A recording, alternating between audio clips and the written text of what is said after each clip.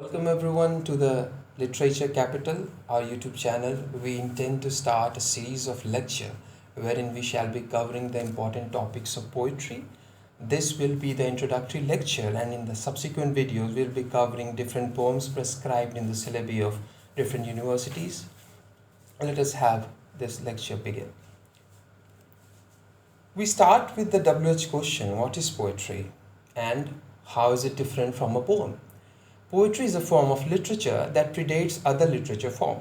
It's a verbal art that has features of both speech and song. Poetry literature की वो विधा है जो सबसे पहले आती है. लिटरेचर की का बिगिनिंग जो वो पोइट्री से होता है, और क्योंकि वर्ड्स इन्वॉल्व हैं तो इट्स अ वर्बल आर्ट, कला है.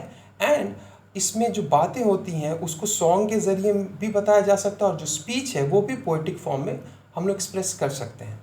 Poetry is the use of words and language to evoke a writer's feelings and thoughts. Poetry वो आइडिया है जिसकी वजह से कोई कविता बनती है. Poem is the arrangement of these words, और जो पेपर पर उतरता है that is that poem.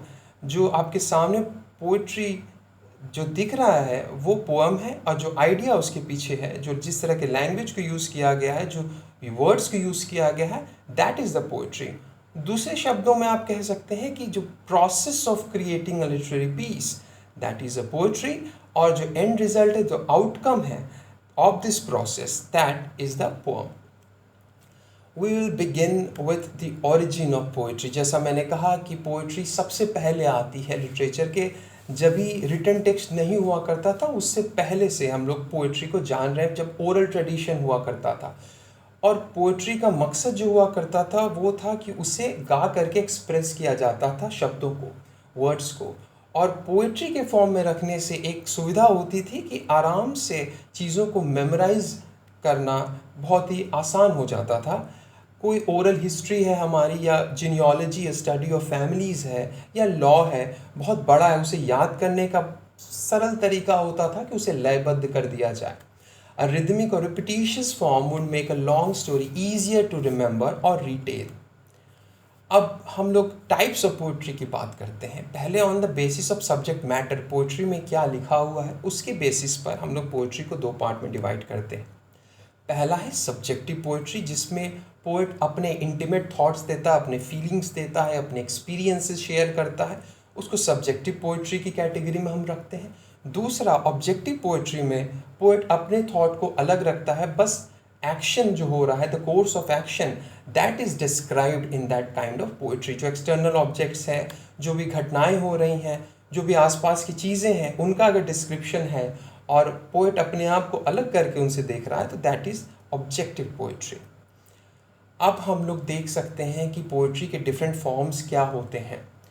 Poetry को बताने का जो तरीका होता है उस आधार पर जो पोइट का चॉइस होता है कि वो किस फॉर्म में एक्सप्रेस करेगा अपने थॉट्स को, उसके बेसिस पर इन सारे डिफरेंट कैटेगरीज में पोइट्री को बांटा गया है.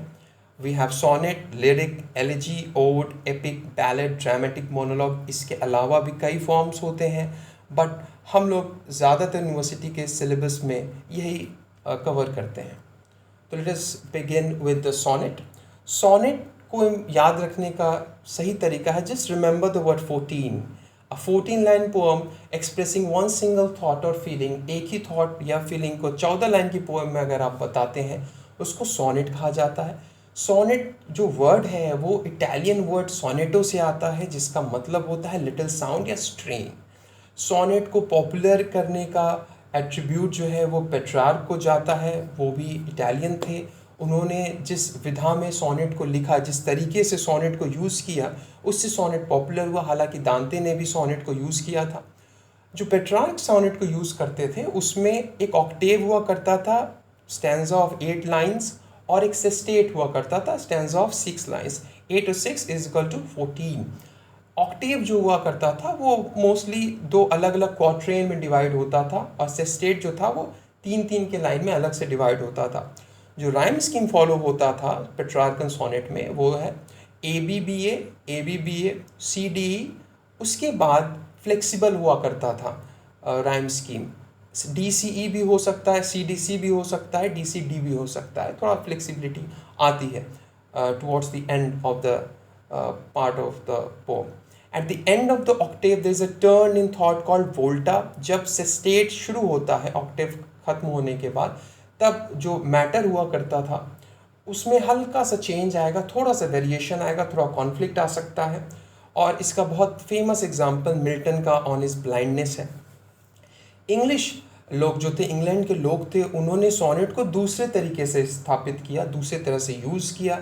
उन्होंने उसके फॉर्म में हल्का सा चेंज वो लेकर के आए। 14 लाइंस मेंटेन रही, बट कैसे उसको राइम करना है या कैसे वो डिवाइडेड होगा, इसमें थोड़े चेंजेस आए। थॉमस व्याट और हेनरी हावर्ड जो अर्ल ऑफ सरे थे, उनको ऐसा माना जाता है कि वो लेकर के आए थे इंग्लैंड में सोनेट का फॉर्म। और वे जो थे वो 3 क्वार्टरन का यूज़ करते थे। 3 into 4 is equal to 12 lines and there was a couplet at the end। जो क्वार्टरन हुआ करता था उसमें अल्टरनेट राइम स्कीम हुआ करती थी, A B A B, C D C D, E F E F, और जो कपलेट है obviously G G. Okay, Shakespeare ने जो सोनेट लिखे थे उन्होंने इसी प्रोसेस को फॉलो किया था और हम उसे इंग्लिश सोनेट में काउंट करते हैं। दूसरा जो हमारे पास होता है वो होता है लिरिक। कोई भी शॉर्ट पोएम है जिसमें एक इमोशन के साथ डील किया हुआ है उसको लिरिक कहते हैं। ओड, एलेजी, ये सारे लिरिक में आ सकते हैं अगर वो शॉर्ट है और एक इमोशन की बात करते हैं।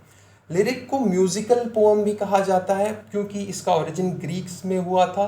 ग्रीस में जो लोग थे वो सॉन्ग जब गाते थे with the help of a liar, it's a instrument, it's a musical instrument, उसके साथ जो पोएम को रखा जाता था that was called a lyric. और लिरिक जो होता है वो ये खासा सब्जेक्टिव होता है, ये ऑथर के मूड्स को बताता है, उसके इंटीमेट थॉट्स, उसके एक्सपीरियंसेस वो ज़्यादा दिखते हैं। सब्जेक्टिव पोइट्री होती है लिरिक। और लिरिक को वेल नीट पोएम भी कहा जाता है क्योंकि इसमें एक प्रॉपर बिगिनिंग होता है, मिडिल होता है और मोस्ट ऑफ द केसेस में एक एंड भी होता है। हमारे रोमांटिक पोएट जो थे कीट्स, शेली, टेनिसन, एडगर एलन पो, उन्होंने लिरिक को बहुत अच्छे से डेवलप किया और कई सारे हमारे सामने लिरिक रखे। तीसरा हमारे पास होता है एलेजी। जब भी लैमेंटेशन ऑफ डेथ की बात होती है, कोई किसी की मृत्यु हो गई है जो कि बहुत इम्पॉर्टेंट व्यक्ति हुआ करता था समाज में, आप उसे जानते थे, आपके लिए इम्पॉर्टेंट था या समाज के लिए था, अगर आप उसके लिए कुछ लिखते हैं, पोइट्री लिखते हैं तो उसे एलेजी कहा जाता है। और एलेजी को पहले पहचानने का तरीका होता था कि उसका एक खास स्ट्रक्चर हुआ करता था जिसे हम कहते थे एलेजाइक मेजर, और उसमें दोनों ही तरह की बातों का जिक्र होता था। वो सॉरोफुल बातें भी हो सकती थी, हैप्पी भी हो सकती थी, ग्रेव बात भी होती थी, गे बातें भी होती थी। और जो अब पोइट्री का यूज़ हो गया है वो लिमिटेड हो गया है, इसमें थोड़ी ट्रेजिडी का टोन आता है, लेमेंटेशन होता है। Unrequited love could be the theme of the elegy और it could be about a fall of a famous city. Elegy written in a country churchyard by Thomas Gay, it's a very famous example of elegy in memory of W.B. Yeats, जो कि Orton ने लिखा था W.B. Yeats के मरने के बाद। That is also a very popular example। Elegy में एक खास कैटेगरी होती है पैस्टरल एलेजी की, जिसमें पैस्टरल इमेजरी का यूज होता है। रस्टिक लाइफ को बताया जाता है, एक शेफर्ड है, वो अपने शिप्स को खोज रहा है। अगर इस ज़रिए को इस्तेमाल करके किसी एलेजी में अप्लाई किया जाता है तो उसे पैस्टरल एलेजी कहते हैं। मिल्टन ने एडवर्ड किंग के लिए लिसिडस लिखा था, शेली ने कीट्स के लिए एडोनाइस लिखा था, मैथ्यू आर्नल्ड ने थायरसिस लिखा है A.H. क्लॉक के लिए, और इन मेमोरियम टेनिसन ने लिखा है अपने दोस्त आर्थर हेलम के लिए। That is also an example of pastoral elegy. फिर हम देखते हैं ode. Ode it's a form of an address. Poem में हम किसी से बात करते हैं और उसको प्रेज़ करते हैं, और ये प्रेज़ जो होता है ये बहुत डिग्निफाइड होता है। हम लोग छोटी बातों को नहीं करते हैं, we do not talk about the triviality, serious बातें होती हैं और मोस्ट ऑफ द केसेस में राइम होती है ओड में, और चीज़ों को बढ़ा करके बताया जाता है, ग्रैंड मैनर में चीज़ों को बताया जाता है। शब्दों का इस्तेमाल जो किया जाता है बहुत कॉशियसली किया जाता है। ओड के 3 कैटेगरीज हैं हमारे पास। पहला होता है पिंडारिक ओड, या इसे डोरियन ओड भी कहते हैं। इसका स्ट्रक्चर डिपेंड करता है कि डांस के मूवमेंट से, क्योंकि डांस का मूवमेंट थोड़ा कॉम्प्लेक्स होता है तो इसलिए पिंडारिक ओड जो होता है वो भी थोड़ा कॉम्प्लेक्स होता है, लेकिन इसलिए ज़्यादा पिंडारिक ओड्स हमारे पास नहीं है। पिंडार थे वो लिखते थे पिंडारिक ओड में। हमारे पास जो एग्जाम्पल है वो विलियम वर्ड्सवर्थ का है, उन्होंने लिखा था odd on intimations of immortality from recollections of early childhood. दूसरा हमारे पास जो कैटेगरी है ओड का, उसे कहते हैं होरेशियन ओड, होरेसियो यूज़ करते थे, या लेस्बियन ओड। ये थोड़ा इजी होता है लिखना, इसके स्टैंजाज जो होते हैं वो शॉर्ट होते हैं, सब्जेक्ट मैटर को आप डायरेक्टली लिख सकते हैं, इसमें ज़्यादा कॉम्प्लेक्सिटी नहीं होती है, इसलिए इसको बहुत बार लिखा गया है। कीट्स, जॉन कीट्स ने बहुत बार इसे यूज़ किया है। Ode on a Grecian urn, to autumn, ode to a nightingale, ये सारे एग्जाम्पल हैं होरेशियन ओड के। तीसरा हमारे पास आता है ode in English literature. England के लोग, इन्होंने डिनाई किया कि ये किसी भी क्लासिकल ट्रेडिशन को फॉलो नहीं करेंगे, रूल्स को फॉलो नहीं करेंगे, बल्कि अपना एक स्टाइल स्थापित करेंगे। अब्राहम कॉली ने इसे यूज़ किया था। और हमारे पास एग्जाम्पल है, एलन टेट ने लिखा है ओड टू द कॉन्फिडरेट डेड। फिर हमारे पास आता है एपिक। एपिक उस लॉन्ग पोएम को कहा जाता है जिसमें हीरोज़ की बातें होती हैं, जो हमारा प्रिंसिपल कैरेक्टर होता है वो हीरोइक होता है, वो ग्रैंड एक्शन को फेस करता है, and he comes out victorious. Okay, the language used is noble and exalted. यहाँ भी ग्रैंड स्टाइल को यूज़ किया जाता है, छोटी ट्रिवियलिटी की बात हम लोग बिल्कुल नहीं करते हैं, और वर्ड्स को इस तरह से यूज़ किया जाता है कि गॉड्स एंड हीरोज़ का जो जिक्र होना है उस पोएम में, उसको सूटेबल रखा जाए। क्योंकि जो एक्शन ऑफ द एपिक होता है, इसे मोस्ट ऑफ द केसेस में सुपर नेचुरल एजेंट्स कंट्रोल करते हैं, उनका इन्वॉल्वमेंट होता है। गॉड्स एंड गॉडेसेस का जिक्र होता है एपिक में, वो कंट्रोल करते हैं, एक्शन को इन्फ्लुएंस करते हैं। जो थीम होता है एपिक का, वो शुरू के कुछ लाइन में बता दिया जाता है कि ये हमारा बहुत लंबा पोएम होने वाला है, और उसमें शुरू में इन्वोकेशन का यूज़ किया जाता है, जिसमें पोएट जो है वो गॉडेस को इन्वोक करते हैं और प्रेयर करते हैं कि हमारा जो एपिक होने वाला है उसको लिखने की हमें शक्ति दीजिए। और एग्जाम्पल इसके बहुत सारे हैं। स्पेंसर की फेरी क्वीन है, औरबिंदो की सावित्री है, होमर का इलियाड है, Mahabharata by Ved Vyas, it is the oldest epics. Ballad, short story को वर्स फॉर्म में लिख दिया, that becomes the ballad. Narrative poem है, उसको बैलेड कहा जाता है। शुरू में उसका मतलब हुआ करता था, उसे गाने में रखा जाएगा, एक स्टोरी को बताई जाएगी गाने के द्वारा, तो जो वर्ड्स होंगे उसको बैलेड कहा जाएगा। बैलेड जो है वो एक्शन की बात करता है, यहाँ भी पोएट का अपना एक्सपीरियंस और थॉट जो होता है वो बहुत कम मायने रखता है। बैलेड मेजर एक तरीका होता है, एक टेक्निक होती है जिसमें बैलेड को लिखा जाता है, जिसमें फर्स्ट और थर्ड लाइन जो होते हैं वो आयम्बिक टेट्रामीटर में होते हैं। और इसके एग्जाम्पल्स है rhyme of the ancient mariner, जो कि सैमुअल टेलर कोलरिज ने लिखा था। दूसरा एग्जाम्पल हमारे पास है ला बेल डैम्स ऑन मर्सी, जो कि जॉन कीट्स ने लिखा था। लास्ट हमारे पास आता है ड्रामेटिक मोनोलॉग।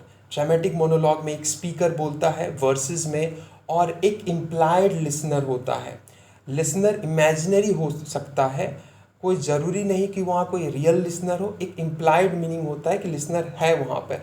और स्पीकर खुद से ही बातें करता है और अपने इंटेंशन को रिवील करता है, अपने कैरेक्टर को रिवील करता है कि वो क्या सोच रहा है, उसके इंटेंशन क्या है।